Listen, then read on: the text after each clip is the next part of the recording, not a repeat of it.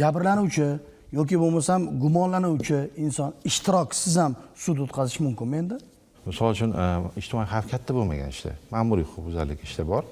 Unda tegishli Tijoriy ishlar, ijtimoiy xavfi katta bo'lmagan, ya'ni o'sha holatlarda agar sud hujjatlarni yetarli deb topadigan bo'lsa, huquqbuzarni chaqirgan yoki jabrlanuvchini chaqirgan bo'lsa, ular masalan yetib kela olmagan bo'lsa, uzrli sabablarni ma'lum qilmagan bo'lsa, mazkur holatlarda sudga hujjatlar to'liq shakllanib bo'lgan, ishni to'g'ri hal qilish uchun yetarli deb hisoblangan bo'lsa, ularning ishtirokini ko'rish mumkin. Lekin bizda mana hozir bugungi kunda ma'muriy huquqbuzarlik to'g'risidagi ishlarni 100% elektron shaklda hujjat aylanmasi joriy qilingan. Ya'ni bu misol uchun sudga kela olmagan bo'lsa, huquqbuzar yoki jabrlanuvchi video konferensiya aloqa vositasi orqali ishlarni ko'rish joriy qilingan. Bu amalda masofadan turib. Amalda, ya'ni sudga bora olmaydi. O'ziga yaqin bo'lgan joydagi sud yoki biror bitta huquq himoyalovchi profilaktik idoralar ichida shu video konferensiya aloqa vositalari o'rnatilgan bo'ladi. Shu vositalar orqali bemalol ishtirok etishi mumkin bo'ladi. Hamda hujjatlarni olish masalasida, masalan, sud bo'lib o'tdi, sudning natijasi bo'yicha menga hujjat kerak deydigan bo'lsa, shu mana sud tochka orqali o'zining shaxsiy kabineti orqali o'ziga tegishli bo'lgan hujjatlarni ola oladi. Lekin agar ijtimoiy xavf katta bo'ladigan bo'lsa, mazkur holatlarda hozirgi kunda ishtiroki shart deb topilyapti. Shart hisoblanadi. Xo'p. Hamkasbimizni tushuntirishlariga qo'shimcha ravishda hammamizga ma'lumki, O'zbekiston Respublikasida sudlar, ya'ni 4 ixtisoslikka bo'lingan, ya'ni jinoyat ishlari bo'yicha sudlar, fuqarolik ishlari bo'yicha sudlar, tumanlararo iqtisodiy sudlari hamda tumanlararo ma'muriy sudlarga bo'lingan. Shu yo'nalish doirasida agar baho beradigan bo'lsak, siz aynan jabrlanuvchi degan ma'noda aytyapsiz.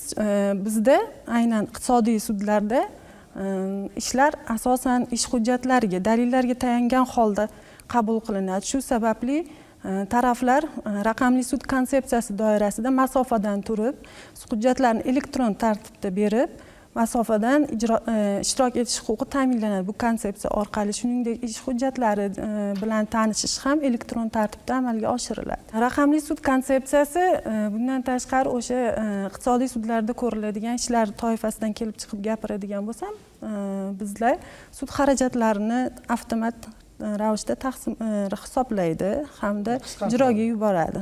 Shu sababli raqamli sud konsepsiyasi doirasida iqtisodiy sudlarda taraflar ishtiroki talab etilmaydi. Sud tizimi uchun qanaqa yengilliklar berish mumkin? Qanday salbiy oqibatlarni oldini olish mumkin, masalan? Raqamli sud konsepsiyasining joriy etilishi bu, ya'ni sud apparat xodimlari, sudyalarning ish yuklamalarini yengillashtirish hamda taraflarga ortiqcha xarajatlardan voz kechishni nazarda tutadi. Bu asosan, chunki bundan tashqari integratsiya orqali ishga aloqador bo'lgan dalillarni elektron shaklda olish, ya'ni fuqarolar boshqa davlat organlariga murojaat qilib o'zlarining vajlariga keltirayotgan dalillarni to'plash majburiyatidan ularni xolis qiladi. Bundan tashqari sudlarda aynan taraflarning xabardorligini ta'minlash, elektron tartibda ijro varaqalarini yuborish, sud xarajatlarini taqsimlash, shuningdek o'sha sudga murojaat qilayotgan fuqarolar hamda tadbirkorlik subyektlarining sud muhokamasini oldindan natijalarini aniqlash, shuningdek taxminiy sud xarajatlarini belgilab beradi va o'sha fuqarolar va tadbirkorlik subyektlarini ortiqcha davlat boji va sud xarajatlariga tushib qolishini oldini oladi deb o'ylayman. Chunki protsessual qonunchiligimizda da'vo arizalari ko'rmasdan qoldirilishi, ya'ni protsessual tartibga rioya qilinmagan holda da'vo arizalari ko'rmasdan qoldirilganda biz tadbirkorlik subyektlaridan sud xarajatlarini, davlat boji va boshqa xarajatlarni undirishga to'g'ri keladi. Bu esa o'z navbatida fuqarolarni e'tirozlariga sabab bo'ladi. Shu sababli masalan iqtisodiy protsessual kodeksda sud majlisini vaqti va joyi to'g'risida tegishli tartibda xabardor qilingan da'vogar birinchi sud majlisiga kelmasa, da'vo arizasi ko'rmasdan qoldiriladi va bunda davlat boji va to'langan pochta xarajatlar uning zimmasida qoladi-da. Raqamli sud konsepsiyasi doirasida masalan kelmaslik sabablari har xil bo'lishi mumkin. Xizmat safarida bo'lishi mumkin, boshqa oilaviy munosabatlar bo'lishi mumkin. Shu sababli ular endilikda dunyoning har qanday nuqtasidan turib ishtirok etib o'zlarini vajlarini bildirish huquqini ta'minlaydi. Hozir ba'zi holatlarda dedingiz, fuqarolar e'tiroziga sabab bo'ladigan holatlar haqida gapirdingiz, ularni ham bartaraf etadi dedingiz. Keling, fuqarolar tomosha qilyapti, ularga to'liq ma'lumot sifatida qanday vajlar bo'lishi mumkin, qanday e'tirozlarni bartaraf etadi aynan raqamli sud konsepsiyasi? yana e'tirozlar ko'pincha mani ishtirokimsiz ko'rib yuboribdi, mani ishtirokim ta'minlanmabdi degan e'tirozlar bildirilishi mumkin. Bundan tashqari asosan man o'sha o'zimda hujjatlarim bor edi degan vajlarni keltirishadi-da. O'shaning uchun shu ularni e'tirozlarni oldini oladi. Bundan tashqari bu ma'lumotlar hammasi raqamlashtirilgan bazada mavjud bo'ladi va ular ishtirokisiz ham, ya'ni masofadan turib ishtirok etganda ularni o'sha hujjatlar taqdim etmasa ham ular haqidagi ma'lumot joylashtirilgan bo'ladi, to'g'rimi? Yo'q, hujjat masalan bizda sudda hamma dalil ham mavjud bo'lmasligi mumkin-da.